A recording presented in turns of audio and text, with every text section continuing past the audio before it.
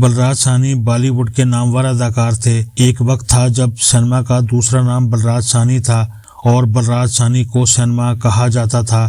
یہ 1913 میں راولپنڈی میں پیدا ہوئے، گارڈن کالج میں پڑھتے رہے، پھر گورنمنٹ کالج لاہور چلے گئے، وہاں سے انگریزی لٹریچر میں ایم اے کیا، راولپنڈی واپس آئے، شادی کی اور بیگم کو لے کر بنگال چلے گئے اور رابندر ناتھ ٹیگور کی یونیورسٹی شانتی نکیتن میں انگریزی پڑھانے لگے۔ مہاتما گاندھی سے رابطہ ہوا، گاندھی جی نے انہیں لندن بھجوا دیا اور یہ BBC میں بھرتی ہو گئے۔ وہاں سے ان کا صداکاری اور اداکاری کا کیریئر شروع ہو گیا اور پھر بلراج سانی نے پیچھے مڑ کر نہیں دیکھا۔ ان کی فلمیں دھرتی کے لال، 2 بیگھہ زمین، چھوٹی بہن، کابلی والا، وقت اور گرم ہوا برصغیر پاک و ہند میں جدید سنیما کی بنیاد ثابت ہوئیں۔ قیام پاکستان کے بعد ان کا خاندان بھارت شفٹ ہو گیا۔ بلراج سانی 1973 میں ممبئی میں فوت ہوئے، لیکن یہ مرنے تک راولپنڈی اور لاہور کو یاد کرتے رہے۔ اداکاری کے علاوہ مصنف بھی تھے، انگریزی، ہندی اور اردو تینوں زبانوں میں روانی سے لکھتے تھے اور لوگ ان کی تحریریں بھی پڑھتے تھے۔ یہ 1962 میں اپنے کیریئر کی پیک پر پاکستان کے دورے پر آئے تھے۔ گورنمنٹ کالج ان کا میزبان تھا۔ یہ 10 اکتوبر 1962 کو لاہور پہنچے اور انہوں نے ریلوے اسٹیشن کے پلیٹ فارم پر لیٹ کر اس کی مٹی چوم کر اپنے وزٹ کا آغاز کیا۔ یہ پیدل چل کر گورنمنٹ کالج بھی پہنچے تھے۔ اس وقت یہ پاکستان میں بھی بہت مقبول تھے، چنانچہ ہر جگہ لوگوں نے ان کا کھلے دل سے استقبال کیا اور ان پر اپنی محبتیں نچھاور کیں۔ ڈاکٹر نذیر احمد اس وقت گورنمنٹ کالج کے پرنسپل تھے۔ یہ اپنے زمانے کے انتہائی مشہور معلم اور دانشور تھے۔ فیض احمد فیض جیسے مشاہیر بھی ان کے سامنے بولنے سے پہلے ان سے اجازت لیتے تھے۔ ڈاکٹر صاحب گورنمنٹ کالج ہی میں رہتے تھے۔ انہوں نے بلراج سانی کے لیے اپنا بیڈ روم خالی کر دیا اور انہیں اس میں ٹھہرا دیا۔ یہ بلراج کے لیے اعزاز کی بات تھی۔ بلراج سانی نے کمرے میں جا کر جب اپنے سوٹ کیس کھولے اور اپنے کپڑے لٹکانے چاہے تو اس کمرے میں وارڈروب نہیں ملی۔ وہ کپڑے اٹھا کر پورے کمرے میں پھرتے رہے، مگر ڈاکٹر نذیر احمد کے بیڈ روم میں کپڑوں کی الماری نہیں تھی۔ انہوں نے آخر میں ڈاکٹر نذیر احمد سے پوچھا، سر آپ اپنے کپڑے کہاں لٹکاتے ہیں؟ ڈاکٹر نذیر احمد شرمندہ ہو کر بولے، بلراج صاحب میں معافی چاہتا ہوں، میرے کمرے میں وارڈروب نہیں ہے۔ بلراج نے دوبارہ پوچھا، پھر آپ اپنے کپڑے کہاں لٹکاتے ہیں؟ ڈاکٹر صاحب کے جواب نے بھارت کے سب سے بڑے اداکار کو حیران کر دیا۔ ان کا کہنا تھا، یار میرے پاس اتنے کپڑے ہی نہیں ہوتے کہ میں وارڈروب کی مصیبت پال لوں۔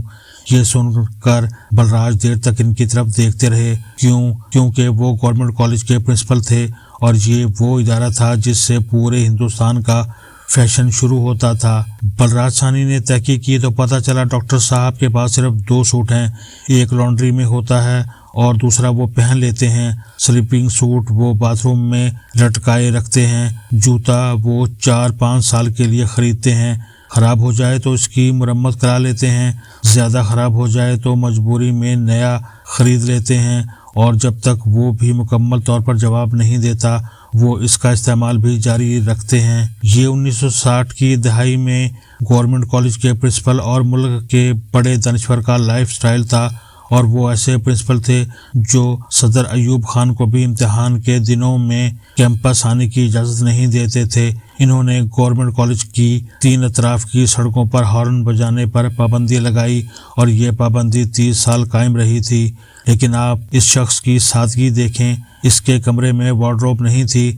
اب سوال یہ ہے کیا ڈاکٹر صاحب سادگی کے سلسلے کے واحد مجدد تھے؟ جی نہیں، دنیا کا ہر بڑا انسان اور بڑا معاشرہ ڈاکٹر صاحب کی طرح سادہ ہوتا ہے۔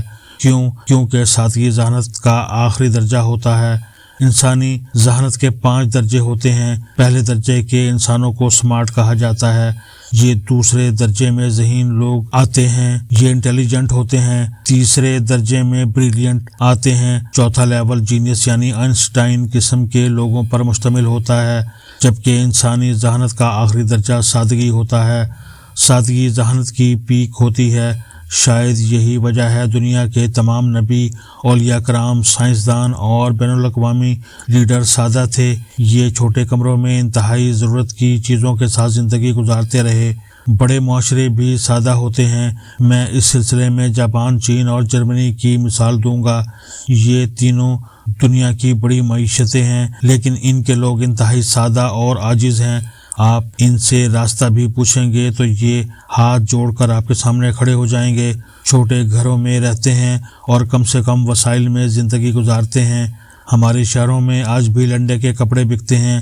یہ کپڑے امیر ملکوں کے عوام کے گفٹ ہوتے ہیں۔ یورپین لوگ ہر سال اپنے فالتو کپڑے NGOs کے حوالے کرتے ہیں اور NGOs انہیں تیسری دنیا کے ملکوں میں بھجوا دیتی ہیں۔ جاپان میں سیکنڈ اسٹریٹ کے نام سے سٹورز کی ایک چین ہے۔ اس میں سیکنڈ ہینڈ اشیاء بکتی ہیں۔ آپ کو وہاں جرابوں سے لے کر رولیکس کی گھڑیاں تک مل جاتی ہیں۔ جاپانی لوگ تھوڑا عرصہ استعمال کے بعد اشیاء کو آدھی قیمت میں بیچ دیتے ہیں اور سٹورز انہیں دوبارہ فروخت کر دیتے ہیں اور انہیں استعمال کرتے ہوئے کسی کو برا نہیں لگتا۔ آپ کو یہ سادگی دنیا کے بڑے لوگوں میں بھی ملتی ہے۔ مرارجی دیسائی بھارت کے وزیر اعظم تھے۔ ان کے بارے میں مشہور تھا، ان کے پاس 2 پاجامے اور 3 کرتے تھے۔ یہ برسوں یہ کپڑے پہنتے رہے۔ جب وہ پھٹ گئے تو ان کی بیگم نے کرتے کاٹ کر رومال بنا دیے اور دیسائی صاحب باقی زندگی وہ رومال استعمال کرتے رہے۔ ایپل کمپنی کے بانی اور مالک اسٹیو جابز نے پوری زندگی جینز کی سستی پینٹ اور $10 کی سیاہ شرٹ پہنی۔ اس کے کمرے میں فرنیچر بھی نہیں تھا، وہ فرش پر سوتا تھا اور انتہائی تھوڑی اور سستی خوراک کھاتا تھا۔ مرنے کے بعد اس کی وارڈروب سے 3 جوتے، 2 پینٹس اور 5 گھسی ہوئی سلیو لیس شرٹس ملیں۔ بل گیٹس کے کپڑے بھی سادہ اور سستے ہوتے ہیں۔ آپ اسے 3 رنگوں کے سستے سوٹ میں دیکھیں گے اور یہ سوٹس بھی برسوں استعمال ہوتے ہیں۔ وارن بفیٹ آج بھی پرانے گھر میں رہتا ہے، پرانے سوٹس پہنتا ہے اور $5.5 کا میکڈونلڈ کا برگر کھاتا ہے۔ دنیا کے اس وقت کے امیر ترین شخص ایلون مسک نے اپنے تمام گھر بیچ دیے ہیں اور اب اس کا کوئی ملکیتی گھر نہیں ہے۔ یہ آفس کے چھوٹے سے کمرے میں رہتا ہے اور اس کا لائف سٹائل عام مڈل کلاس امریکی سے بھی پست ہے۔ پاکستان کے اندر بھی ایسے بے شمار لوگ ہیں۔ عبدالستار ایدھی صاحب نے پوری زندگی مردوں کے جوتے اور کپڑے پہنے۔ ان کی ٹوپی کی مالیت بھی $2 ہوتی تھی، لیکن اس شخص نے دنیا کی سب سے بڑی ایمبولینس سروس بنائی۔ زندہ لوگوں میں سید بابر علی کمال انسان ہیں۔ یہ 97 سال کی عمر میں بھی لمز میں ایسے ڈپارٹمنٹس بنا رہے ہیں جو 10 سال بعد مکمل ہوں گے، لیکن آپ ان کے کپڑے اور جوتے دیکھ لیں، آپ حیران رہ جائیں گے۔ یہ گاڑی بھی سستی استعمال کرتے ہیں۔ سیٹھ عابد بھی سادگی کی مثال تھے۔ میں نے انہیں ہمیشہ ایک ہی قسم کی شلوار قمیض میں دیکھا۔ میں نے ان سے ایک بار وجہ پوچھی تو ان کا کہنا تھا، جب 2-3 شلوار قمیضوں میں گزارا ہو سکتا ہے تو پھر مجھے اپنی الماری بھرنے کی کیا ضرورت ہے۔ میں ریڈ فاؤنڈیشن کے بانی محمود صاحب سے بہت متاثر ہوں۔ اس شخص نے ملک میں 400 اسکول اور کالج بنائے۔ اس وقت بھی ان کے اسکولوں میں 1.5 لاکھ طالب علم پڑھ رہے ہیں، مگر آپ اس شخص کی سادگی دیکھیں۔